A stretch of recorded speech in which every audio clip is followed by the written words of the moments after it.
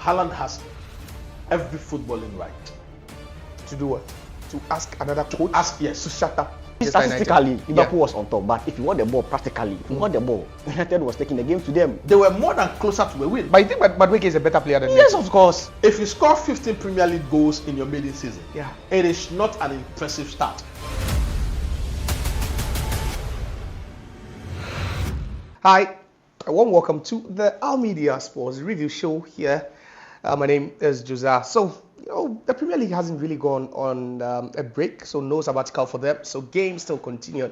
And in the Premier League, I will just be talking extensively about, the biggest game over the weekend, which actually shook the whole of Europe, because it was one of the games that everyone expected it, to be one-sided, more of one-sided affair. But at the end, the other team actually defied all the odds, and that's how crazy the Premier League can be. But then, for the neutrals in the Premier League, it's still game on, because the title challenge was just set ablaze once again after the recent turn of events. So, my name is Josiah, and together with my pundit, we'll be taking, a comprehensive look at the games that happened. And first, we'll be making a stop at Anfield, where it was a big game. Actually, Liverpool staying at home against Manchester United. Manchester United going into that game having not won at Anfield in the last 8 seasons. So the last time they actually won over there was in 2016. And since then, they've lost 4 times.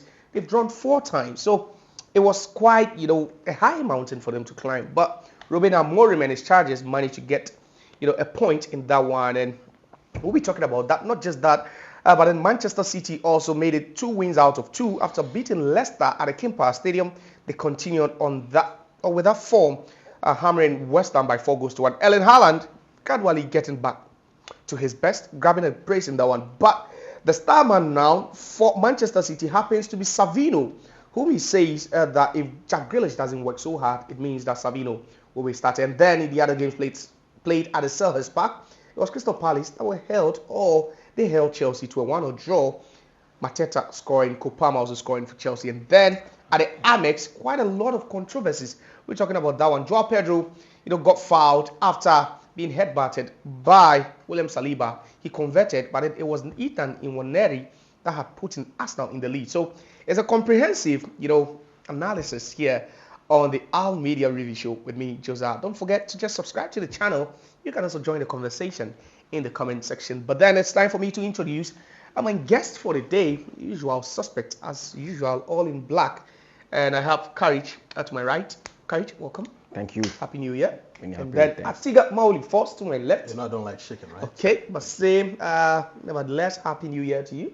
And happy returns. All right, so guys, let's start off with the big game. The biggest game on the English calendar at the Anfield, where in the reverse leg, United lost by 3 goals to 0. But then it was Ten Hag. And then on Sunday, everyone was thinking it was going to be baptism of fire. But you'd be thinking that Amorim's men actually showed up on the day. First, let me start off with you. Well, Josiah,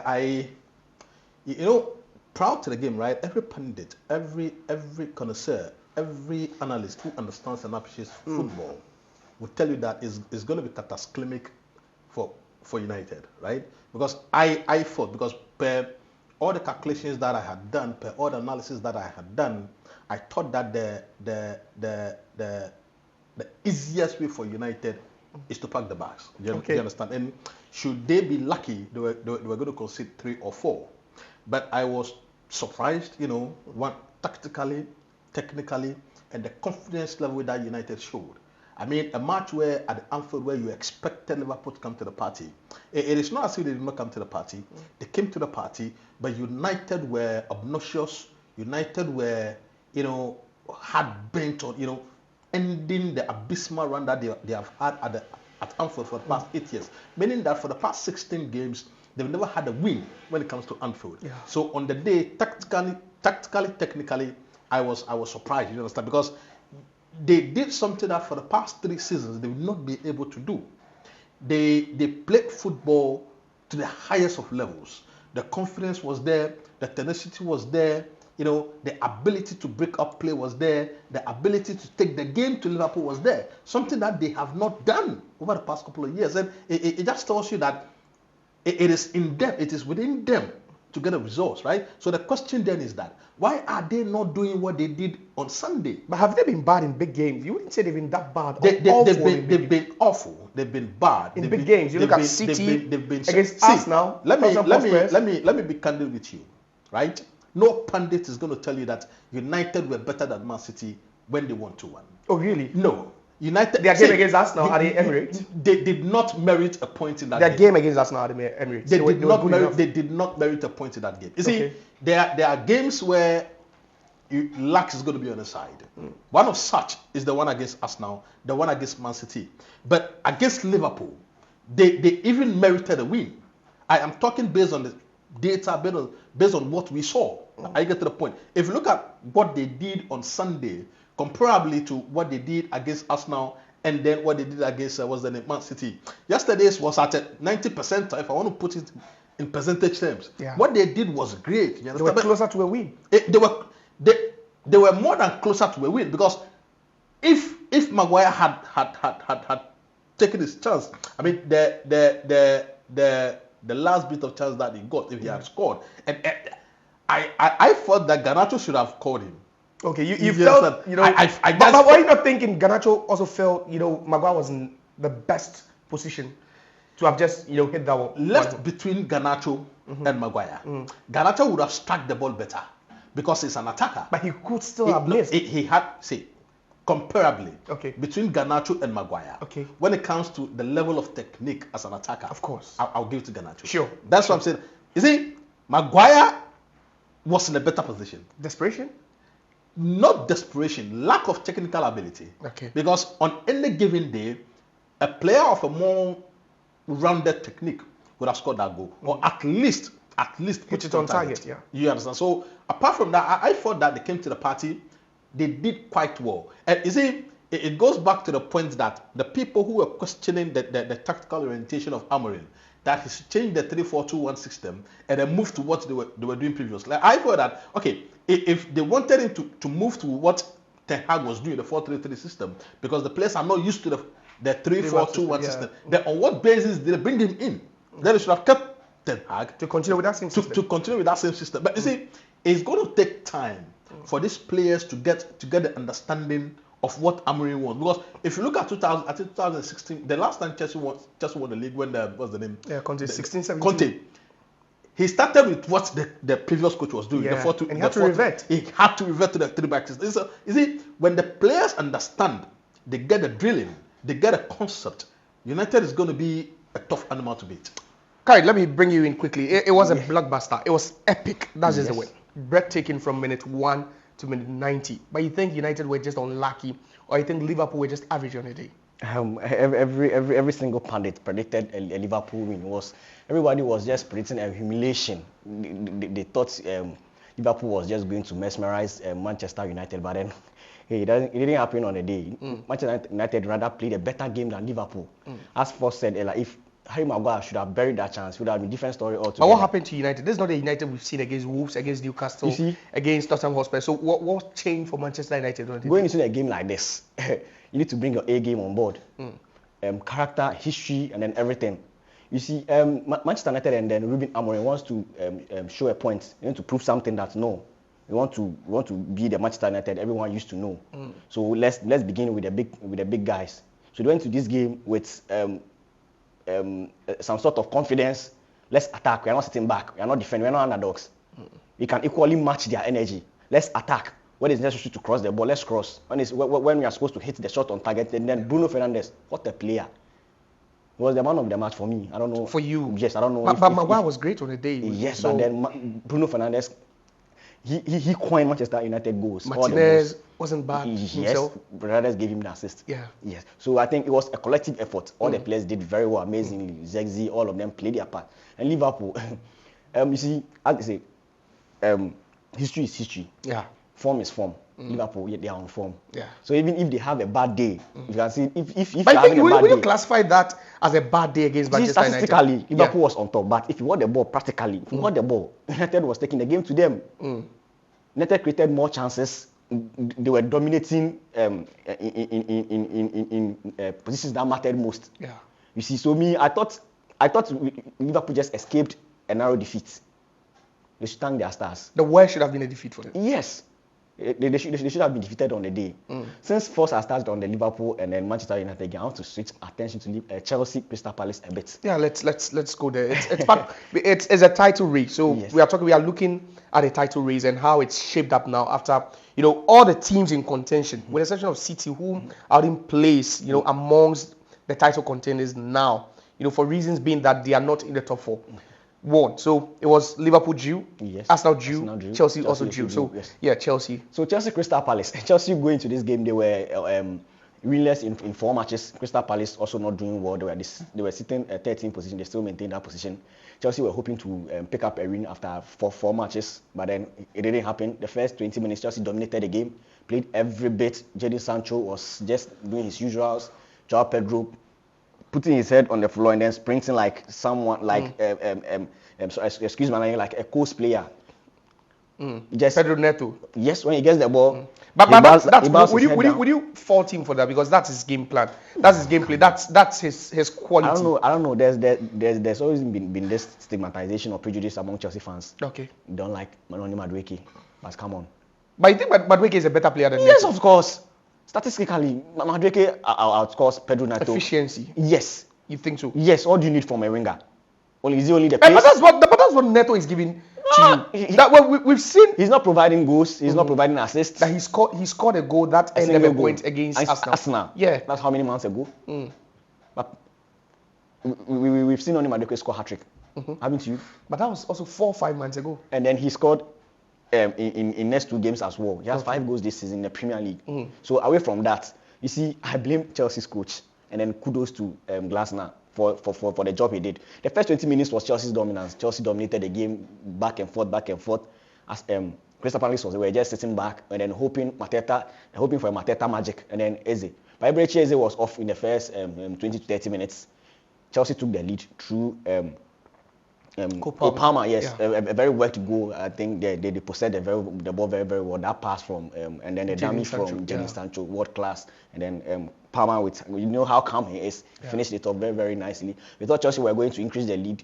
It never happened. Second half, 9 minutes, equalizer from Mateta. Why are they struggling now? I think the coach, he's full of complacency and then overthinking. I don't know. Let me bring first aid. First, we are talking about students of Pep Guardiola. We've seen Arteta, we've seen Enzo Maresca, Vincent Kompany. The list goes on. Yes. Is it something synonymous with coaches who learned under Pep Guardiola to be, overly complacent sometimes, to overdo things? Pep himself said sometimes he overthinks. You think it's normal among these coaches? No, I disagree. You see, it is not about being overconfident or overthinking, right? I think that Chelsea lacked the depth needed to be challenging for the title. We sat here proud to the start of the season, and I was lucid on the fact that Chelsea was not going to be in the top 4. Chelsea was not going to be near winning the championship. But now they are. Now they are not near winning the championship. They are in the top 4. And they are competing for the title. They are not competing for the title. They are in the championship, they are competing for the title. Please. They are in the championship places. You see, my problem is that no matter how great a side you are, for you to sustain an attack, an onslaught, to the extent that you would be in the midst of winning championships, okay, you need to have a good defense. You need to have a spine.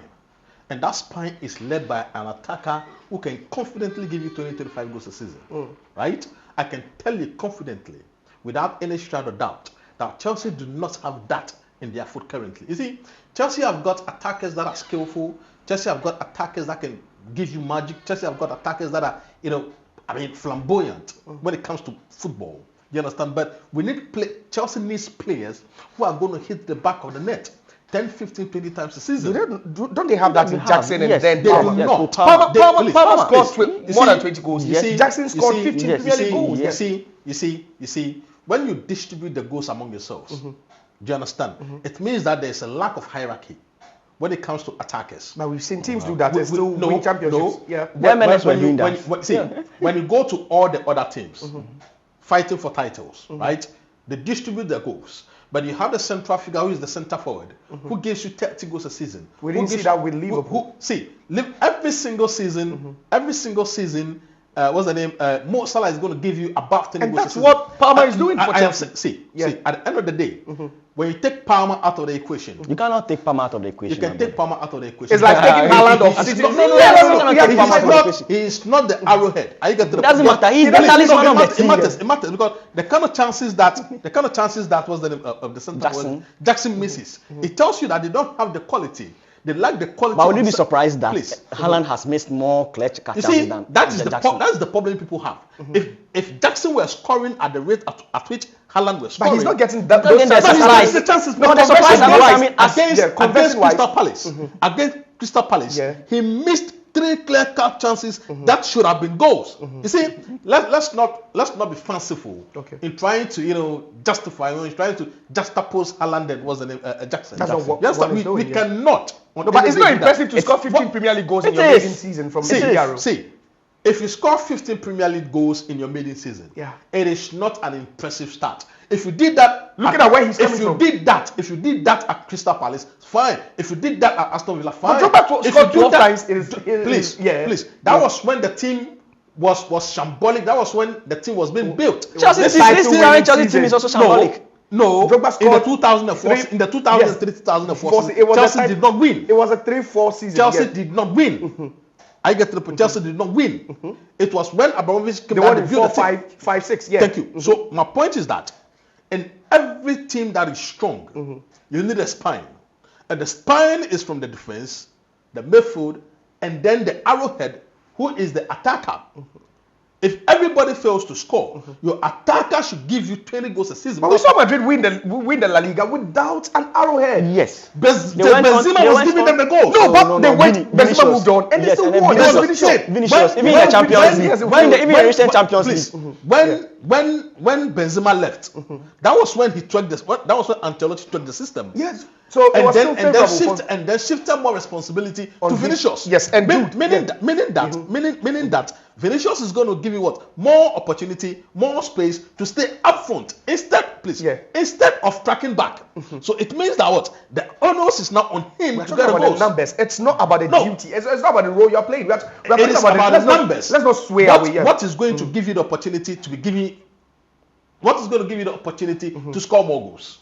Yeah, it's about how efficient you are. So you have. It is about where you are positioned. Because Kopama is positioned up front, and he's getting of course. And I am saying that. Do you know that Kopama plays centrally, right? Yeah. Kopama plays behind the striker, Jackson. Yeah. I get to the point. And if they were not creating the chances for Jackson, I would have said so. But here come they are creating the chances for him. He gets a me and you 2-3 times in a match, and he spans almost every single one of them. But they are still scoring. I don't think Chelsea's problem is goal scoring, because there have been seasons where players like Jorginho have won the goal king with less than 6 goals. You see, the season goal scoring is being shared. What season did Jorginho win the goal king at Chelsea with 6 goals? Oh, the year 2021. Yes, Jorginho won. Yes, Jorginho. Yes, he was the top scorer for Chelsea in the team. I think the year they won the Champions League. Yes, Jorginho was even. The Champions League is a different thing altogether. Okay, yeah. You understand? Sure. We are talking about a sustained league. 38 matches. Yes, and I am saying, including the league. Please, it wasn't just the Champions League season. It was the whole league. But you didn't win the league. That's the point. So okay. You see, I can have that data of head. I get to the point. Yeah. But I am not convinced that Jorginho was the leading goal scorer for Chelsea. He scored most of his for goals. 6 goals. Yes, via the penalty in the box. Let's leave that. Yeah. My point is that from 1992 up till today, any team that wins the EPL has a striker that guarantees the team goals. How many? 20 minimum. Palmer has that. The only team that had a centre forward guaranteeing them 20 goals per season that could not win the EPL was Tottenham. Of course. But if you look if you look at Chelsea, if you look at Manchester United, if you look at Man City, if you look at Liverpool, every single season that they had won the league, they had But not to herkill you. We've seen seasons where Chelsea won the league and Lampard was their top scorer. Yes. Lampard was their top scorer, but the other strikers were closer. They were closer. No, Jackson is also closer. Jackson is also closer. No, please. Let's get this before we move on to the other games. Please. Okay, Let me wrap up. Yeah. When you look at the totality of goals, that is when Lampard becomes the top goal scorer. But you look at the goals in the EPL, almost all the time, it is Didier Drogba who led. Didier Drogba scored more than Anelka. Didier Drogba scored beyond above 20 goals. Just twice in his Chelsea career. Just times. twice. No, 3 times. So it's 3 times. He's playing 10 Even years. Diego Costa 20 didn't years. score 20 goals. That's the point. Diego Costa didn't score 20 Okay, goals. so when Conte came, Diego Costa. He didn't score 20 goals. I said Costa. Yes. How many did he score? He scored 19. 19. He scored 19. 19. 19 is a guaranteed talent. No, that is going it's to not But a number. that's 4B. That's And then- four and then above what Hazard- and then Jackson Hazard- scored in his first season. Yes. That is 4. Below- That was his yeah, first season. yes. I And get to the point. yeah, he's and got- then you look at what he brings to the table. Okay. Apart from But he's not, Jackson is not on penalties. Let's not forget. Jackson is not on penalties. Diego Costa was neither on penalties. No, but we are making it clear, very emphatic. Jackson isn't on. Yes. If he was he on got, penalties, he got, he Haaland got, is on he penalties. got, Yes, he got, he is. he got the penalty and he missed it. When was that? See, Jackson? he got the penalty. And When he was missed that? it. Yeah, Jackson got the penalty. And he When? missed it. When? Go and check. No, that's not You see, true. no, That's not Jackson true. got the penalty No, and he no, missed no, it. that's not true. He has never kicked the Jackson penalty in fought Chelsea with the career. penalty over. But it was taken from him. It was Kopama he who didn't play. No, he didn't play that one. play. He had missed previously. No. Before Jackson it was has taken never from him. kicked Chelsea Thank you. penalty. Yes, he had missed previously. Okay. My point is that US is untrue. Jackson has never kicked the penalty for Oh, no. Chelsea. He has never kicked the penalty Jackson for has Chelsea. kicked the penalty No, for no, Chelsea. no, He's sure. No, you check. And he missed. No, No, no, we will confirm that. I'm sure You see, Police will confirm that first. my point is that Chelsea is not in the title race. Okay. They might make the top 4, barely though. The only reason where Chelsea might not make the top 4 is if Man City reinvents themselves. Okay. You understand? Because Arsenal is going to be in the top 4. Liverpool for sure. Liverpool is going to win the league. Nottingham will drop. Nottingham is going to drop. Okay. I get to the So that makes room for City and then Chelsea to make. That's why I'm saying that it's going to affect Chelsea if Man City reinvest themselves. Because Manchester will be piling more I pressure. get to the point. as Because well. you see, they can Man City can build a momentum where they can go 50 matches unbeaten.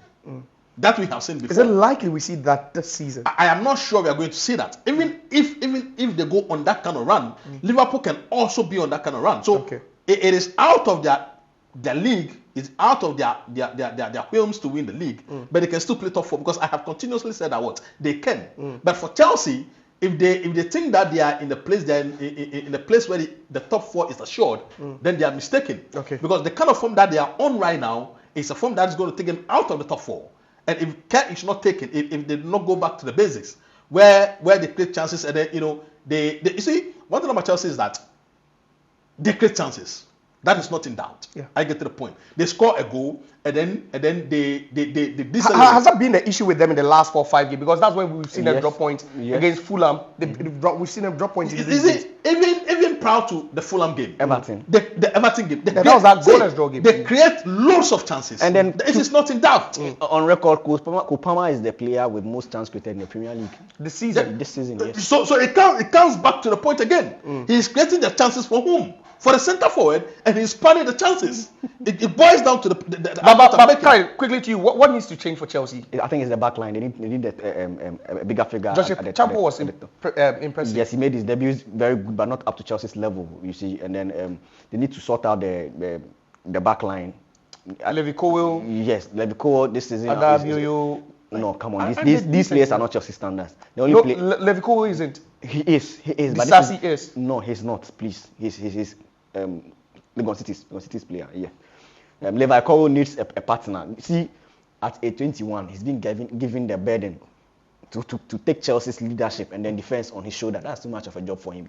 At 21, we've seen players do that at But 21. that's not- Anything that's not- younger. See, Yes. these are the kind of people who think age is the factor. Age is not the factor. You think he's It's good about- enough? It's about the mentality of the player and whether you are good enough. When they fast-tracked John Terry into the squad, how He was old very young, very young then. He was 17. Yeah. Right? By 18, 19, he was a regular in the squad. I get to the point. It is all about how mentally toughened you are. Because at the end of the day, you are being paid, that the coach trusts you, they've given you the opportunity to be in the squad. It is up to you to play to the standard what needed. But you think he's good enough? He is good enough He's for him good, to yeah, give you the he's- opportunity he's to be, not a to be prospect. part of the. No, you see, when you say a prospect, everybody's a prospect. So far as you are coming from the academy, but what I'm trying to say is that you need to make a point that what you are not being favored just because you are from the academy. Yes. But you're good enough. But you are good enough to be there because we have seen countless players who have been given the opportunity and they have taken it. Marcus Rashford was given the opportunity against Arsenal, Yes. and on his debut he scored Grabbed it. 2. Yeah. Do you understand? So let's not be talking about age. No, you look at Kabasi. What's At the name? Barcelona, yeah. Barcelona. Fantastic player. How old is he? 17. Okay. And it's a regular, it's a mainstay in the squad. So you see, let's not make the argument about. But Chelsea would still have to make some changes in the defense. Yes, they need I defenders. have continuously said that Chelsea needs a spine. As at now, see, the only department that Chelsea are very comfortable at. I thought Chelsea have team A to C. No, you see, They have quite Very few weeks ago they were rotating squad. No, Chelsea can rotate the especially squad. for you. Yes. Chelsea can rotate the squad. I get to the point. But The last match in Kazakhstan, they used a relatively different team. squad altogether. Yes. But my point is that for you to lay an onslaught on 4 different tournaments, your squad must be the very best. See, if you look at the squad that Liverpool has, as I speak with you right now, anywhere in the world, you can compare them to all the best teams in the I'm world. sure they have in-depth quality. You see, the problem is the depth. Yeah. You understand? But they have quality. The first 11, the quality of the first 11, I can even say, right, confidently, that as a squad, they're better than almost And is it every squad also in Europe. down to the versatility of most of the players? Yes. It's the fact that they can play in they can multiple play positions. yes. That is why Because your those scouting players- department is important. Okay. I get to the point. You don't just get up and sign a player.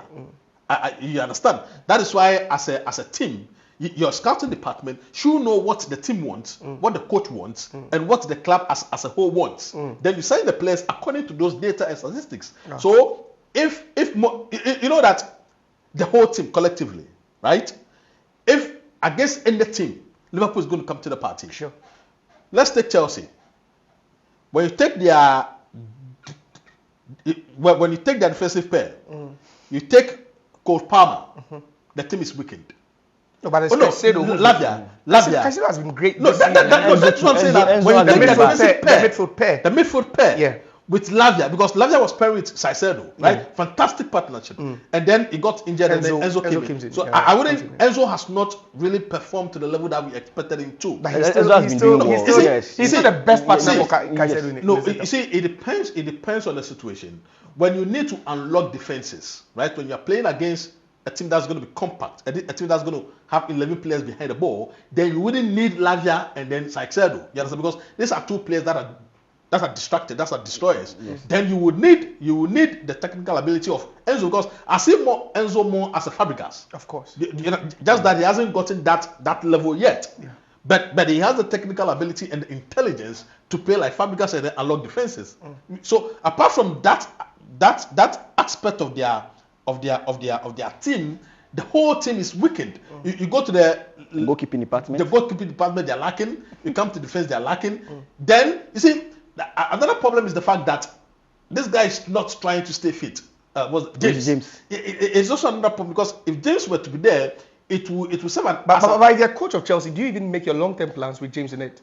No, you have to, because he's your captain. And if James is fit, he's never been reliable. He's never been reliable. A fit with James is the best right back in the world. Yes, a fit with James. But you get a fit with James for just 2 out of 12 months. Yes, that is where the problem is. So you see, so you have to. You see, do you know that in the early 2000s to the mid 2000s, Chelsea had the best right backs. No, not right backs. Defensive unit. The best defensive unit. Yeah. Okay. Yeah, you understand? You could the best defensive unit. Yeah.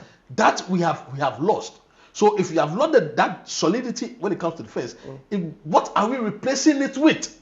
That's more of the question we could be asking. But let's quickly switch, our focus to Manchester City. One could say they are back gradually after winning just 1 game in 13. Then all of a sudden they win at Kemper, and then again they won over the weekend against West Ham by 4 goals to 1. Yes, you could talk about the fact that the opposition they faced in those 2 games aren't really great.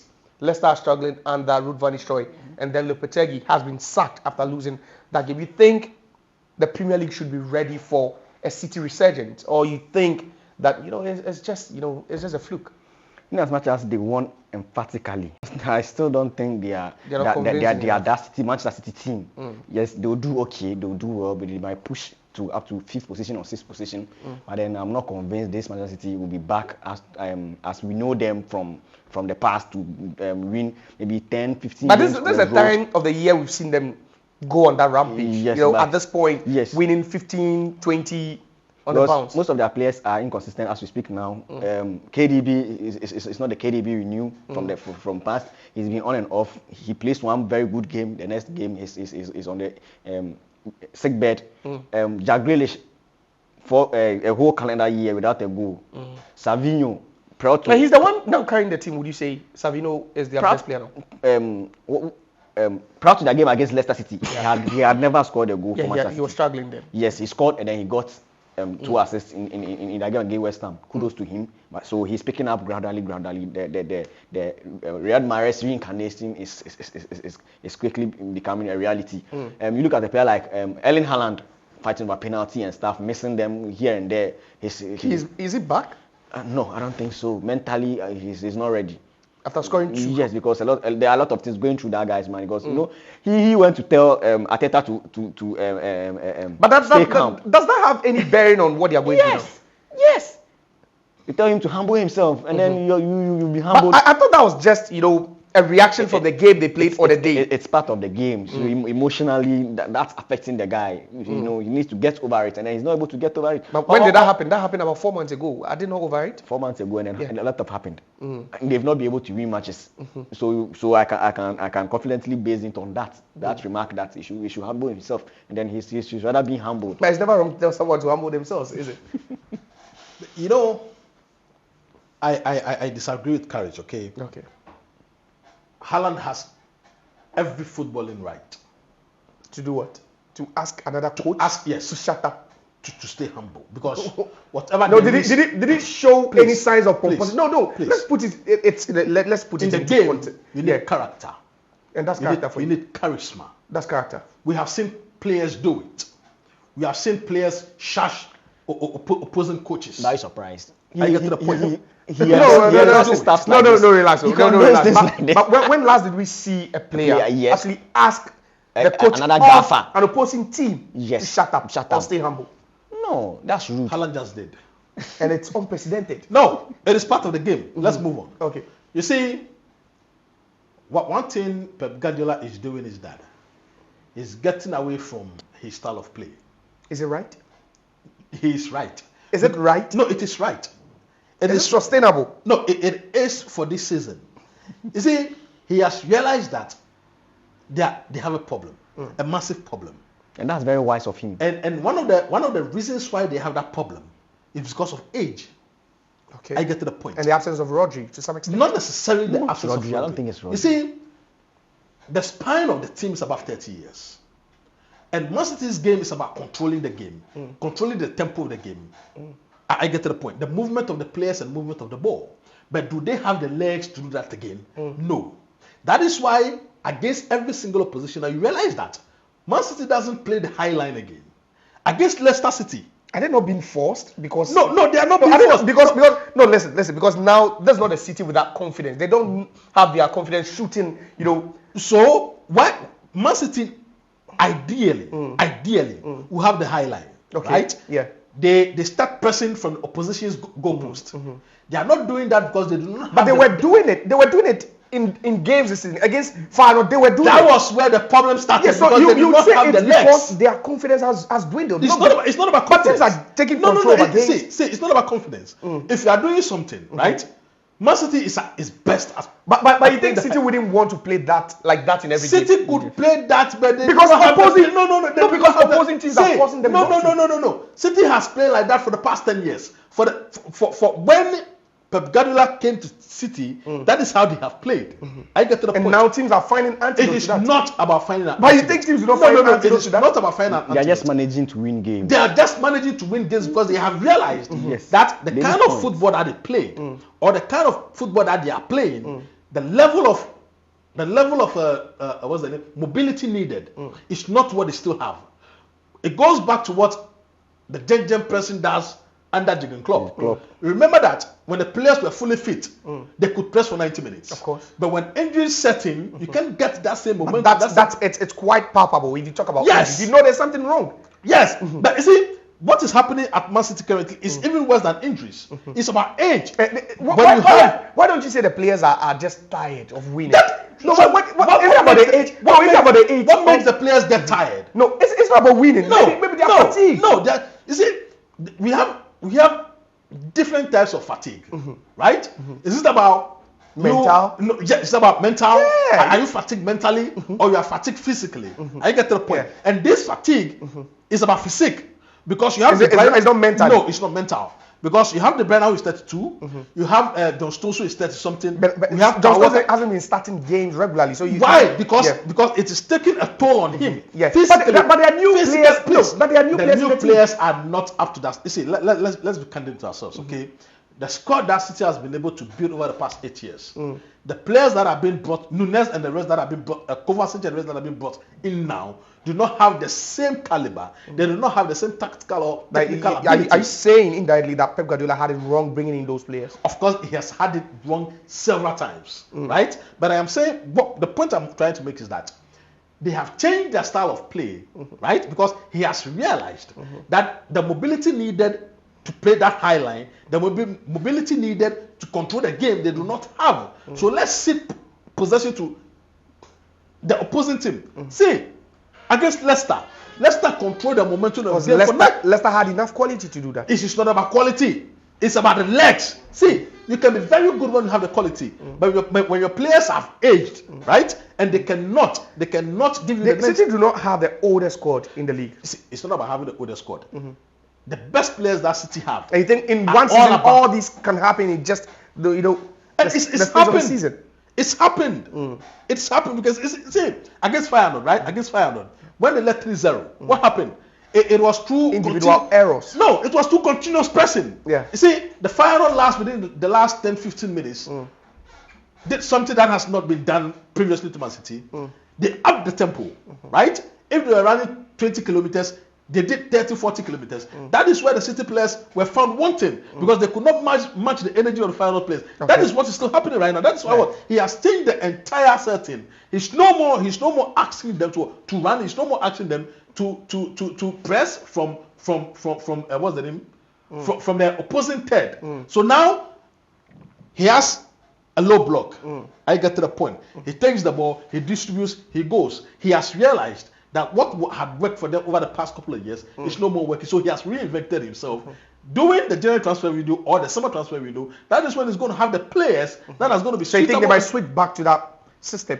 Of course, when he has the players that are comfortable doing that. Okay, now let's talk about one of the games that happened at the Amex. Title challenges Arsenal dropping points again, and Arteta still raving about officiating. But first of all, was that a penalty? With that foul on Joao Pedro, if you've seen it, would you say that was a penalty after he was caught? It was a penalty. It was a clean penalty. It was a penalty after. No debate about that. That Saliba caught him. Yes, but do you think Arsenal would always flatter to deceive? Looking at what they're doing now. That's what it is. You no need to polish it or sugarcoat it. Yes, they always flatter to deceive. They are one of the most inconsistent teams ever I've laid my eyes off since watching football. Arsenal Football Club. When was the last time? Since Twitter was invented, Facebook, Gmail, whatever, Tesla, they've never tweeted or written on their wall that we are champions of the EPL or Champions EPL. League. Since they always start the season on a brilliant note. They score, they cut teams 4, 5, 2, 3, 4, 5.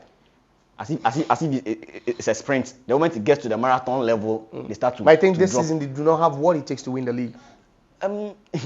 You see, I don't want to totally write them off, but it looks practically impossible for them to win the league. Yes, because look at how Liverpool are doing. You see, and if Arsenal at this level are not able to close the gap between you and Liverpool, and then you are competing with Chelsea and then Nottingham Forest, what do you mean?